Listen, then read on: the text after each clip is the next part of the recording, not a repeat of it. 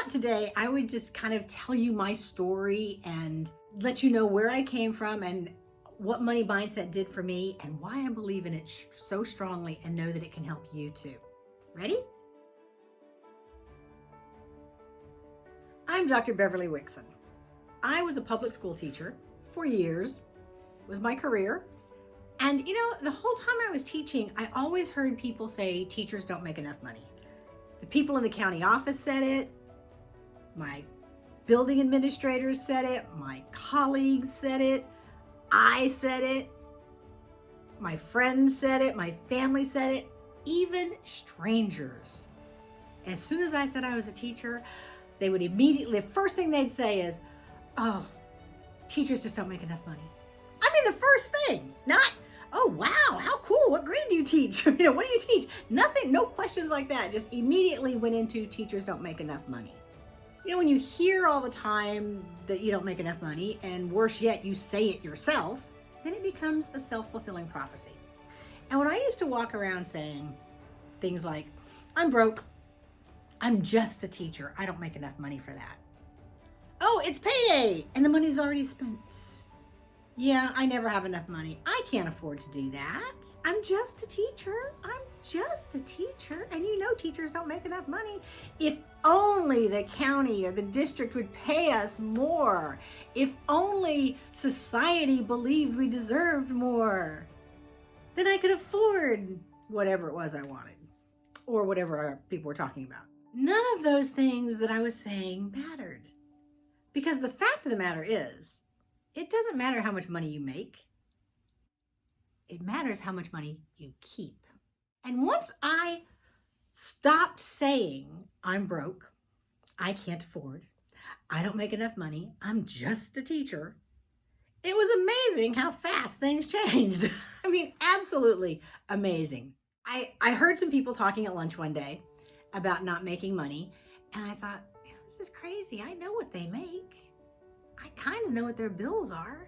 Why do they not have enough money to put away into savings? Because that's what they were saying. And I thought, how can you not have enough money to save? It doesn't make sense. So I listened to them and I realized, man, I say that too. Oh, I say that too. I quit saying two phrases. I quit saying, I'm just a teacher, and I quit saying, I can't afford.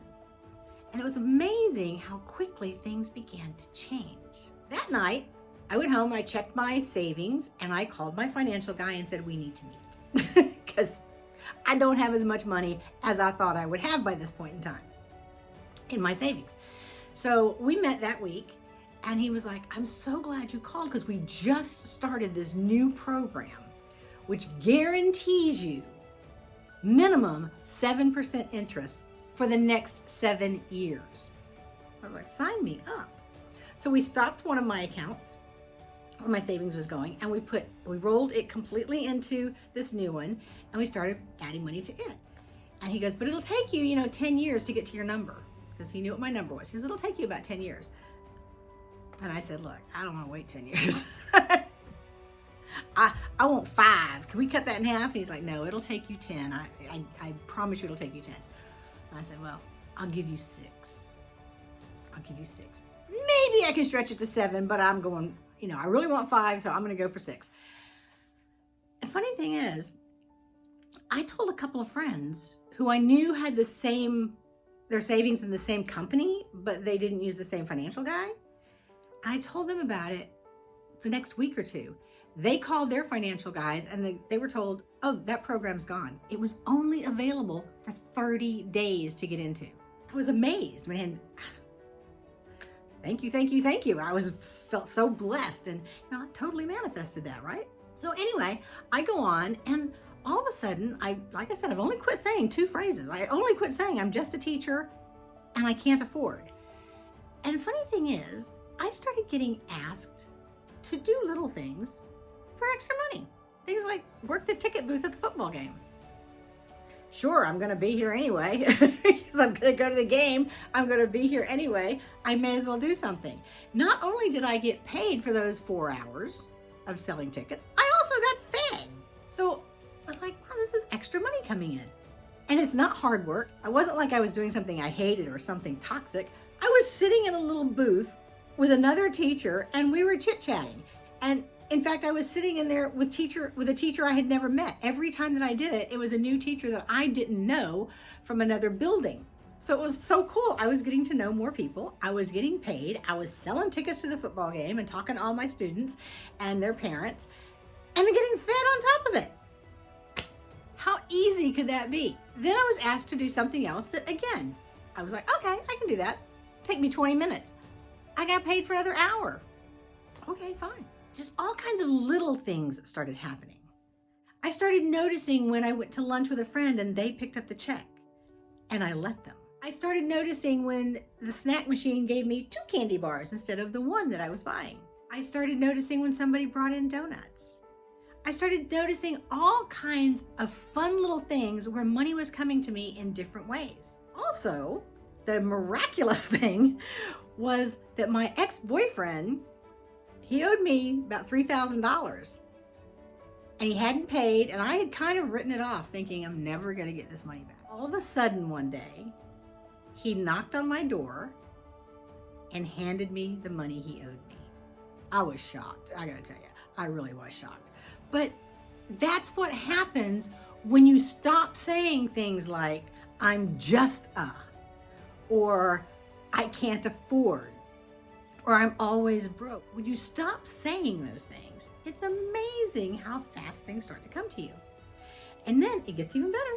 It gets better. I was finishing up that 6th year of teaching, the 6 more, and I looked at my finances and I was like, I'll be darned. I hit it. I'm there. I could quit today because I've hit my personal magic number. Now I didn't. I will tell you, I did go on and teach 1 more semester because not only had I hit my magic number, at this point in time in my career, I was an elementary school media specialist. That means I was a librarian without a degree to be a librarian. Okay? And I received a $50,000 grant for the following school year. So I was able to order all these wonderful books, and even though I could have left because I had hit my magic number, I was like, I really want to see the library with all these new books. I want to be able to do this. So what I did was I stayed for another semester. I stayed until January of the following year so that I could bring in all these wonderful books, show them to the kids, get the kids all excited. And then I said, you know what? I've hit my magic number. I can walk away from teaching now and feel completely comfortable. So I did. I called my financial advisor and told him that I had put in my papers. And he's like, what are you, crazy? So I told him to pull up my account, and he pulled up my account and he looked at it and he goes, I'll be damned. I could have sworn it would take you 10 years to get this number. How did you do this in less time with the money we were putting in? I said, well, it was a guaranteed 7% for 7 years, which means I've got another, another 6 months on that. So, but the fascinating thing is, many of those years, at least 5 of those years, I was earning more like 10%. So I guess that's what did it. And he's like, are you sure you don't want to keep going? You can build up even more money. I said, but I don't need more money. I have exactly what I wanted, exactly what I need. Now I'm going to leave and go do something fun. Go do something I enjoy a whole lot more than working for the public school system. And so that's what I did. So that's my story. And of course, I guess there's a little bit more to it because after I quit saying I'm just and I can't afford, I did start finding some other things, some other phrases that I needed to release and did release. I started using more gratitude in my life. I started changing the way I looked at money and shifted the way I thought about money and what it could do for me and what I wanted it to do for me and why it was important to me. I started changing all those things. I did it all without a budget. I never budgeted anything. I can't stand budgets. So I never did that. I did not scrimp. I did not live on rice and beans, as some people teach. I still went out to eat. I still had my annual pass to Disney World. I still traveled.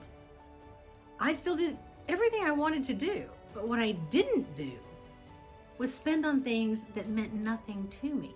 And I didn't even do that on purpose. I realized that in retrospect, as I looked back, I was like, wow, I wasn't out just throwing money away and just turning down when somebody offered to buy me lunch. I wasn't doing the, oh, no, let me pay.